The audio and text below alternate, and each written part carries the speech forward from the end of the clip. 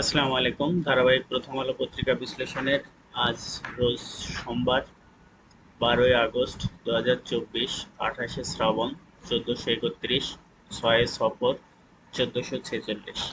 প্রথম আলো পত্রিকার প্রথম পেজে যদি আমরা নজর রাখি তাহলে দেখেন প্রথম পেজেই যে স্থির চিত্রটি আমরা দেখতে পাচ্ছি একটা গ্রাফিতি। এটা এখানে লেখা আছে হেয়ার উই ব্রন এগেই, তাই না? যে এখানে আমরা আবারও জন্মেছি। ঠিক আছে, এটা গত 5 আগস্টের ঘটনাটি বাংলাদেশের দ্বিতীয় স্বাধীনতা হিসেবে উম, জেন জেড জেনারেশন স্বীকৃতি দিচ্ছে। ঠিক আছে, সেজন্য এই গ্রাফিক এটা হাইলাইটস করছে। তারপরে দেখেন ডান সাইডে যে কলামটা রয়েছে যে ইসলামী ব্যাংকের সংঘর্ষ, গুলি, আহত অত্যন্ত ওই আহত অন্তত 10। বেশ নেক্কারজনক এক ঘটনা। ইতিহাস পৃথিবীর ইতিহাসে হয়তো এমন ঘটনা নেই যে ব্যাংকের কর্মকর্তারাই দুই পক্ষে বিভক্ত হয়ে ব্যাংকের ভিতরে গুলিগোলা চালাইছে। ঠিক আছে, এই ইসলামী ব্যাংকটা এস আলম গ্রুপের নিয়ন্ত্রণে চলে যায় 2017 সালে।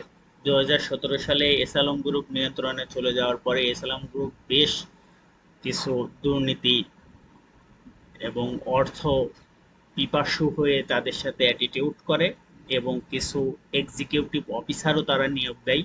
অবশ্য গভর্নমেন্ট চেঞ্জ হওয়ার সাথে সাথে সেই এক্সিকিউটিভ অফিসারগুলোর নিয়োগ বাতিল করে দিয়েছে ইসলামিক ব্যাংক। এটা নিয়েই সংঘর্ষ আর কি। তারপরে যে প্রতিবেদনটা চোখে পড়ে দেখেন 3 দিনেই নিহত 326। বেশ দুঃখজনক। এই 3 দিন হচ্ছে 4 থেকে 6 আগস্ট। ঠিক আছে, এর ভিতরে যদি নিহতদের একটু পরিচয় জানার চেষ্টা করি, দেখেন এর ভিতরে 26 জন, 23 জন শিক্ষার্থী, আওয়ামী লীগের 87 জন, বিএনপির 12 জন, পুলিশ সদস্য 36 জন। তার পাশের যে আর্টিকেলটা দেখছি দেখেন আইএফআইসি ব্যাংকের, হ্যাঁ, সালমান এফ রহমানের পদত্যাগের দাবি। দেখেন বেসরকারি খাতে আইএফআইসি ব্যাংকের চেয়ারম্যান, হ্যাঁ, Salman F Rahman, vice chairman Ahmed Shayan Fazlur Rahman সহ বেক্সিমকো গ্রুপের প্রতিনিধিকারী সমস্ত পদধারীদেরকে পদত্যাগের দাবি জানিয়েছে। ঠিক আছে, এস আলম গ্রুপের মতনই ওদের একটা সম্পর্ক এটা। এখন কাজে ফিরেছে পুলিশ, বদলাচ্ছে পোশাক। পোশাক মানে ওদের যে লোগোটা আছে, হ্যাঁ, পুলিশের যে লোগোটা আছে ওই লোগোতে একটা নৌকার চিত্র আছে। ঠিক আছে, ওই নৌকার চিত্রটা পরিবর্তনের জন্যই দাবি জানিয়েছে এই উপদেষ্টা সহ ছাত্র সমাজ, উপদেষ্টা মণ্ডলীর সদস্য ও ছাত্র সমাজ। আমরা যদি আরেকটু নিচে আসি দেখেন বলেছে চুক্তি ভিত্তিক নিয়োগ বাতিল সহ 8 সিদ্ধান্ত উপদেষ্টা পরিষদে। যেসব চুক্তিভিত্তিক নিয়োগে কর্মরত আছে বিভিন্ন সচিব, সচিবালয়ের দায়িত্বপ্রাপ্তরা, সেসব সবগুলোকে বাতিল, হ্যাঁ, ঘোষণা করতে চাচ্ছে বর্তমান 17 সদস্যের উপদেষ্টা কমিটি। আমরা যদি একটু নিচে আসি দেখেন পাশেই যে চিত্রটা দেখছি যে দেশের 25তম রাষ্ট্রপতি, ঠিক আছে, সরি 25তম প্রধান বিচারপতি, হ্যাঁ, শপথ গ্রহণ করছেন। এটা হচ্ছে মহামান্য বিচারপতি শপথ জনাব রেফাত আহমেদ। ঠিক আছে, 25তম বিচারপতি। তারপরে দেখেন তার নিচেই যে আর্টিকেলটা আমরা দেখছি পররাষ্ট্র উপদেষ্টা, হ্যাঁ, মানুষ যেন ভাবে ভারত ঘনিষ্ঠ বন্ধু। হ্যাঁ, পররাষ্ট্র উপদেষ্টার নাম হচ্ছে তৌহিদ হোসেন। পাশেই রয়েছেন মৎস্য প্রাণী সম্পদ উপদেষ্টা ফরিদা আক্তার। ঠিক আছে, তার একটা কথা বেশ ভালো লেগেছে যে ইলিশ মাছ আগে দেশের মানুষ খাবে তারপরে রপ্তানি। ঠিক আছে, তারপরে আমাদের যুব সমাজের আইডল, নাহিদ ইসলাম ভাই ও আসিফ মাহমুদ ভাই।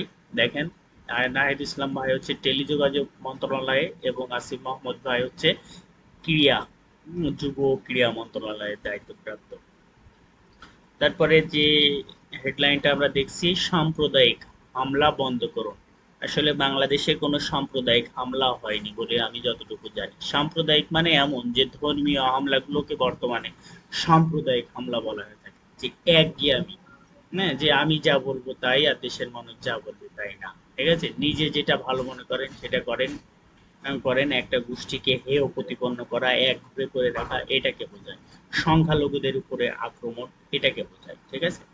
সংখ্যালঘুদের উপরে আক্রমণ নিয়ে ভারত মিডিয়া যে অপপ্রচার চালিয়েছে তার তীব্র নিন্দা ও প্রতিবাদ জানায়। হ্যাঁ, কিছু কিছু ভিউ পাওয়ার জন্য ইন্ডিয়ান মিডিয়া এই কাজগুলো করেছে। দেখেন, হিন্দুদের উপরে হামলা নিয়ে ভারতের অপতথ্যের প্রচার, ঠিক আছে, অপতথ্য প্রচার করছে। এখানে একটা দেখেন, গুমে জড়িত রাষ্ট্রীয় বাহিনীর সদস্যদের বিচারের দাবি। দেখেন, এসব বেশ কিছু মানুষ আয়নাঘর থেকে মুক্তি পেয়েছে, ঠিক আছে, এর সাথে যুক্ত ছিল রাষ্ট্রীয় বাহিনীর কিছু সদস্য, তাদের বিচারের দাবিতে তারা মানববন্ধন করেছে। আমরা যদি আরেকটু নিচে আসি,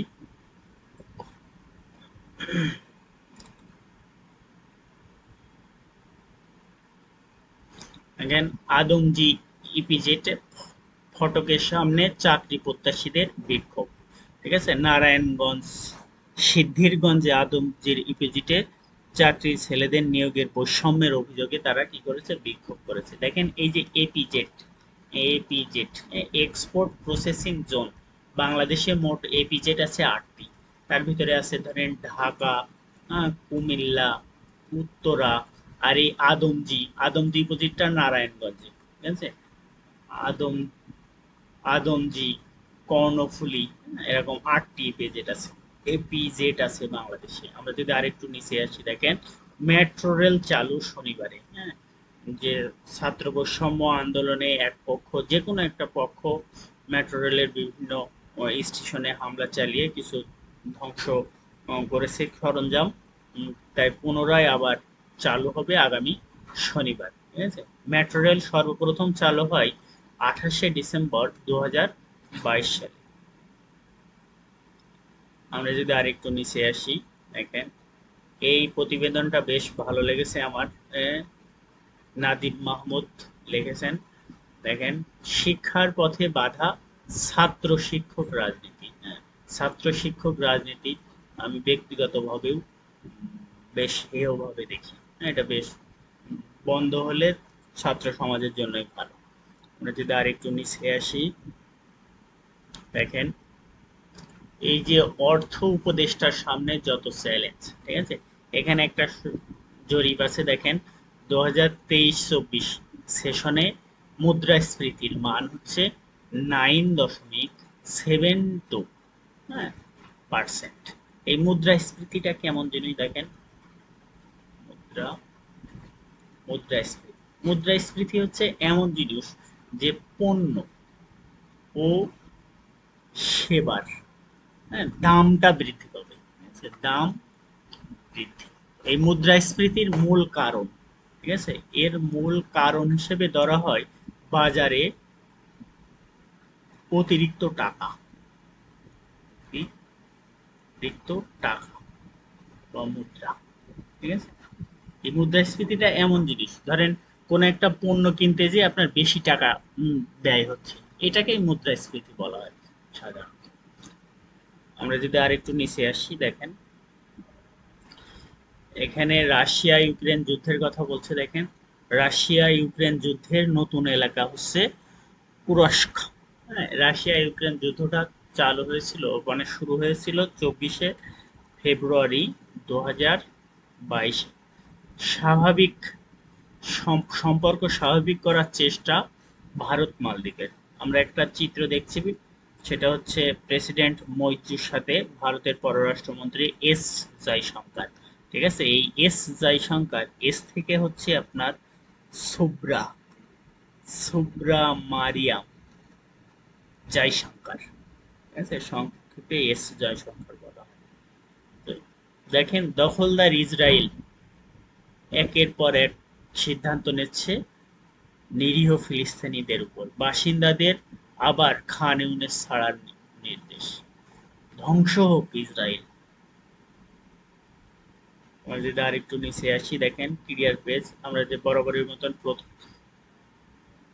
শরণার্থীর চারটা, যে এই অলিম্পিকের চারটা যদি দেখি, যুক্তরাষ্ট্র 40টা স্বর্ণ, মোট 126টা পদক পেয়ে প্রথমে, দ্বিতীয় চীন 40টি স্বর্ণ, মোট পদক 91টি। তারপরে ক্রমিক অনুসারে ক্রম অনুযায়ী আছে Japan, Australia, France, Netherland, great Britain, দক্ষিণ কোরিয়া, ইতালি ও জার্মানি। তো এই ছিল আজকের পত্রিকায়। ধন্যবাদ সবাইকে। আসসালামু আলাইকুম।